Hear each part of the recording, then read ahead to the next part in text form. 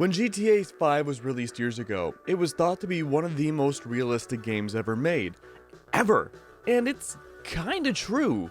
Definitely not everything is super realistic, but we've had so many fantasy games come out that don't really compare to GTA at all.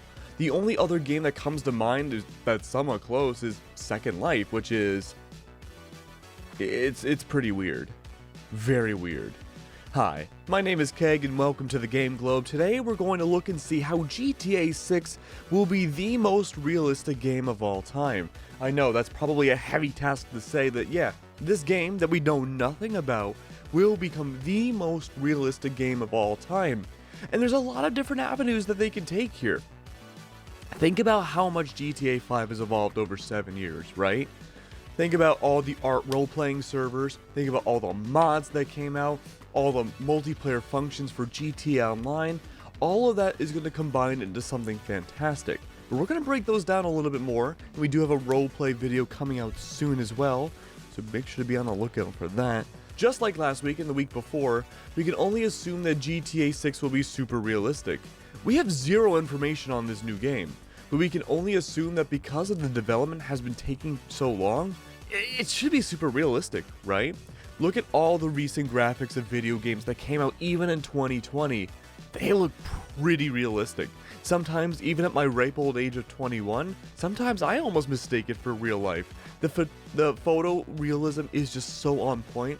And one thing I love to look on player models are the pores of each person's skin.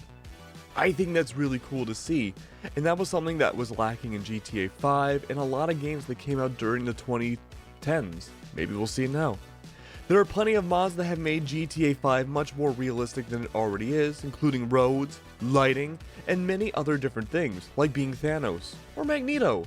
We made a whole video on it a long time ago now about all these mods that add so many insightful additions to the game. And a lot of those will probably carry over to the GTA 6. A new lighting engine, of course, probably new roads, a new AI system to make things much more realistic. Really, at this point, the sky is quite literally probably the minimum of what Rockstar can bring out. A great point of reference too is to look at previous Rockstar games. Look at Red Dead Redemption.